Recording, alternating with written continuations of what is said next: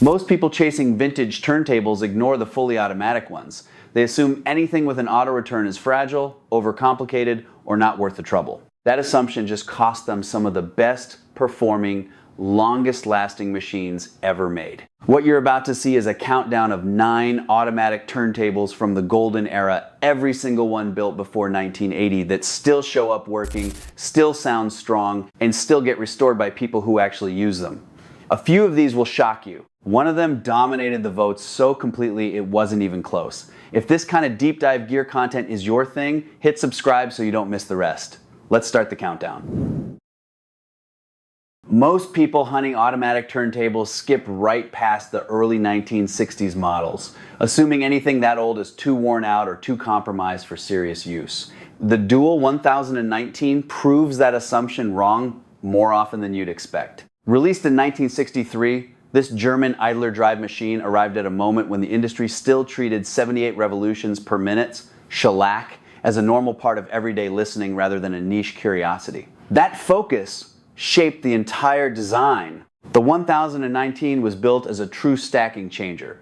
You could load several records at once, and it would drop, play, and lift each one in sequence without further intervention. The mechanism is purely mechanical, heavy on metal linkages, and surprisingly robust once the decades-old grease is cleaned out and the rubber parts are refreshed. What keeps the 1019 interesting today is how well it handles 78S. Later duals, starting with the 1219 generation, were optimized for the LP era. The 1019 still feels at home with older mono pressings and shellac. Collectors who play a lot of 78 material repeatedly single it out for that reason. Bill Newman and other dual specialists have noted for years that if your priority is a fully automatic table comfortable at 78 revolutions per minute, few machines from any era match it as cleanly. The physical presence is pure mid-60s, industrial design, thick chassis, substantial metal everywhere you look, and a certain purposeful bulk that later plastic-heavy Japanese tables never quite replicated.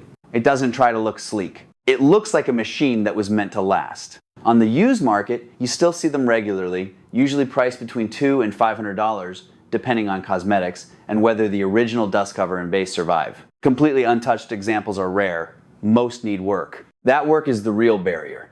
The original grease has almost always turned into a sticky, almost solid residue. Idler wheels dry out or glaze, certain plastic and rubber components become brittle. The tonearm lift and the record drop mechanism require careful cleaning and relubrication if you want the automatic functions to behave the way Dual intended. This is not a plug it in and play purchase. It is a restoration project that rewards patience. Once sorted, however, the 1019 settles into a quiet, stable operation that surprises people who only know later direct drive machines. One practical advantage is the relative simplicity of the mechanism compared with some of the over-engineered Japanese automatics that followed a decade later. There are fewer exotic electronic parts that can fail permanently. The problems are mostly mechanical and therefore solvable with parts that are still available or can be fabricated. That keeps the 1019 viable long after many more modern-looking tables have become parts donors. If your collection includes a meaningful number of 78S or early mono LPs, and you like the idea of a fully automatic changer that still feels substantial, the Dual 1019 deserves a serious look. It is the oldest machine on this list by a clear margin, and that age shows in every detail, both the charming ones and the ones that demand attention. Treat it as a project rather than a finished product, and it can still deliver decades more of reliable service. Hit subscribe so you don't miss the rest. Radio Shack never gets credit for high-end audio, yet one of the more quietly competent, fully automatic turntables of the late 1970s carried their realistic badge. The Lab 400, introduced in 1978, remains one of the better under-the-radar finds for anyone who wants direct drive convenience without the collector tax of the big Japanese names. Most evidence points to CEC of Japan as the actual manufacturer. That connection explains why the Lab 400 shares so many design cues and mechanical solutions with certain Marantz models from the same period. Realistic marketed it as the finest turntable they had ever offered, and the original retail price of roughly $200 reflected that ambition. What you got for the money was a direct drive machine with a dynamically balanced 3 1-pound aluminum platter a 1/6 pole brushless DC servo motor, and unusually a completely separate DC motor dedicated to the tone arm itself. The arm therefore moves independently of the platter drive, which gives the automatic functions a smoother, more controlled feel than many single motor designs of the era. Measured performance was respectable for the price. Wow and flutter around 0.03% and rumble better than 63 decibels. The shaped tone arm is statically balanced and capable of tracking as low as half a gram when properly set up. Features included automatic return, single play or continuous repeat modes, individual speed adjustments for 33 and 45, viscous cueing, and adjustable anti-skate. The base is vinyl wrapped rather than real wood veneer, but that was common across the industry at the time, including on more expensive Pioneer and Technics models. In practice, these tables often arrive still working. The mechanism is not overly complex, which makes routine maintenance approachable for someone willing to clean old grease and replace dried lubricants. The main known weak point is the plastic cam gear in the automatic system. The hub can crack over time where it mounts to the shaft. Beyond that, the design is straightforward enough that many owners service them themselves with basic tools and a service manual. On the current used market, clean working examples commonly sit in the $200 to $300 range, sometimes less if cosmetics are average. That pricing keeps the Lab 400 inches territory where it can be a practical daily driver rather than a museum piece. The realistic logo still causes some buyers to walk past it, assuming anything sold by Radio Shack must be disposable. That bias is exactly why good examples remain available. Once you ignore the badge and look at the engineering, the Lab 400 reveals itself as a capable, no-nonsense automatic that does the essential things well and avoids the fragility that plagued more elaborate machines of the same years. The Lab 400 still punches above its reputation as a presentable, reliably automatic direct drive table that rarely needs a specialist. It's one of the clear hidden gems from the late 70s Japanese OEM era. Drop a like and subscribe if you're enjoying these deep dives into vintage gear worth hunting down. Now do me a favor, hit subscribe. Quiet competence rarely gets the spotlight in vintage turntable discussions. Yet, the Pioneer PL 530 earned exactly that reputation during its short production run from 1976 to 1978. Sitting comfortably in Pioneer's mid to upper mid-range lineup, this direct drive, fully automatic machine delivered the company's signature Japanese build quality without the complexity that later made some of their flagship models difficult to keep alive. The PL 530 presents itself with brushed aluminum accents and a wood grain finish that still looks purposeful nearly 50 years later. The vinyl wrap on the plinth was common across the industry at the time, including on far more expensive tables. And when the surface remains unpeeled and unscratched, the overall appearance holds up well. Dimensions land around 19.3 by 6.7 by 15.4 inches, with a weight near 22 pounds, giving it enough mass to feel substantial on a shelf without becoming a back-breaking project during transport. What sets the automatic system apart is the dedicated motor that drives the tone arm movement. Unlike many contemporaries that relied on the platter's rotation to power the arm lift and return, the PL 530 uses an independent motor for those functions. The result is smoother, more controlled start and stop cycles that feel less abrupt. The tone arm itself is a conventional shaped design with adjustable tracking force and anti-skate, capable of handling a wide range of cartridges once properly set up. Speed selection covers the usual 33/800 and 45 revolutions per minute with fine pitch adjustment available. Measured performance sits in the respectable range for a late 70s direct drive automatic, low rumble, and quiet running that still impresses owners today. Working examples continue to surface with some regularity, typically priced from the mid-hundreds down into the low hundreds depending on cosmetic condition, presence of the original dust cover, and whether a usable cartridge remains installed. Completeness matters more than perfect originality for most buyers, since the mechanical design is relatively approachable. The known weak points center on certain plastic components in the tone arm mount area. Over decades, these parts can develop cracks or become brittle, affecting cueing, precision, or long-term reliability. Fortunately, the rest of the mechanism stays simpler than Pioneer's more elaborate flagships of the same period, such as the PL 570. That relative simplicity keeps the PL 530 inches the realm of manageable restoration rather than specialist-only territory. Routine cleaning of old grease, replacement of dried lubricants, and careful inspection of the plastic mounts usually return these tables to reliable daily service. Collectors who value the Pioneer aesthetic without wanting to wrestle with overcomplicated automatic mechanisms often land on the PL-530 as the practical choice. It delivers the brand's look, quiet operation, and full automatic convenience while remaining far more serviceable than the larger, denser models that followed or competed with it. For anyone building a vintage automatic system that still needs to function week after week, this mid-range Pioneer continues to reward the search. Technics SL-1300 MK1. Reliability often outweighs flash in the long run, and few automatic turntables from the mid-1970s demonstrate that truth more clearly than the original Technics SL-1300. Produced between 1975 and 1978, the MK1 version stands as one of the cleaner, more purposeful, direct drive automatics. Technics released during its high volume era, the design philosophy behind the SL-1300 favored functional simplicity. Inside the chassis, you find a brushless DC motor, solid construction, and an interior that avoids the dense forest of extra gearing and fragile plastic linkages that appeared in later automatic designs.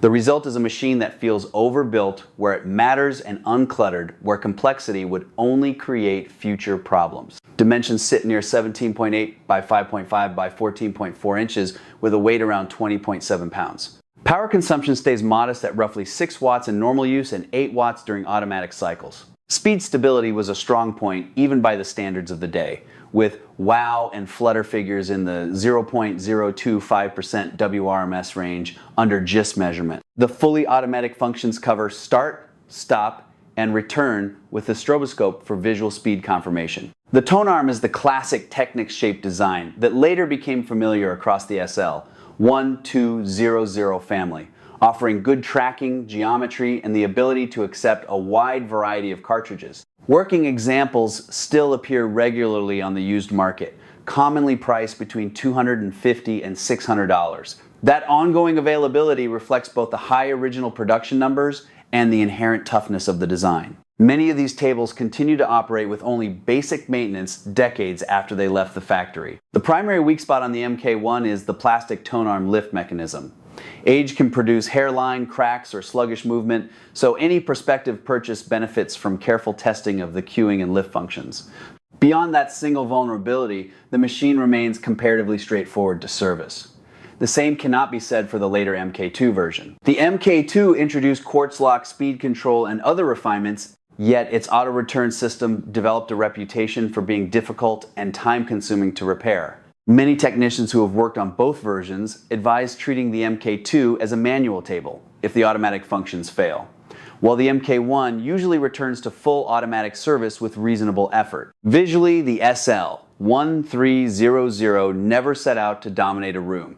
Its silver finish and compact proportions prioritize function over drama. What it lacks in visual flair, it more than recovers in long-term dependability. Owners who simply want a Technics automatic that starts, plays, and returns the arm year after year without becoming a workshop project consistently point to the original MK1 as one of the strongest options from the era. The combination of a capable motor, restrained mechanical complexity, and proven durability keeps this model relevant long after flashier contemporaries have become part sources.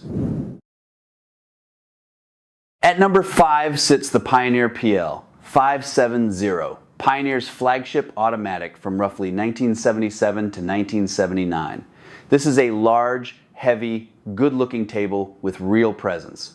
When people talk about the most impressive-looking Japanese automatics of the late 70s, the 570 often comes up. It is rare these days. Complete working examples don't surface often, and parts are scarce. That's the double-edged sword.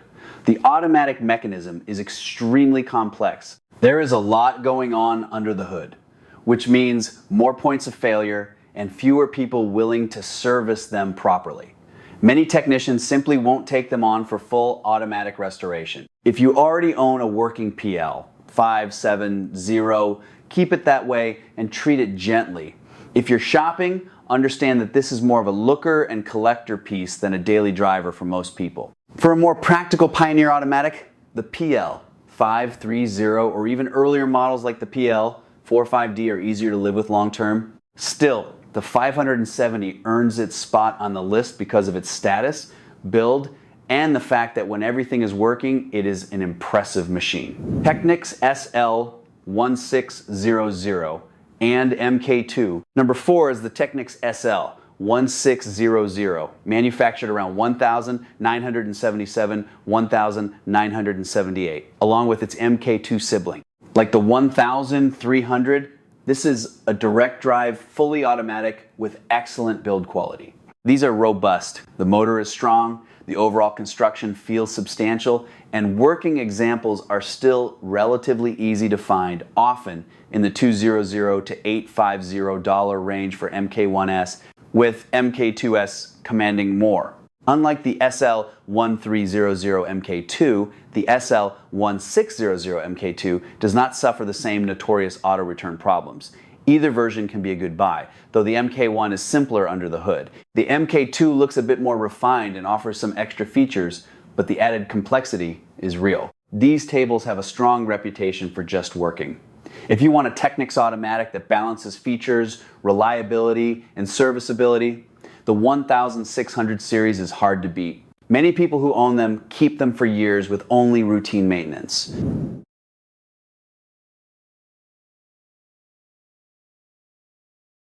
We're getting into the heavy hitters now. Number 3 is the dual 1219 and 1229, treated as a pair because under the hood they are extremely close. The 1219 arrived in fall 1969 as Dual's first large chassis model, truly designed around LP play. The 1229 followed in late 1971, early 1972, and mainly added an illuminated stroboscope for 33 and 45. The tonearm, gimbal mount, motor, and most linkages are the same.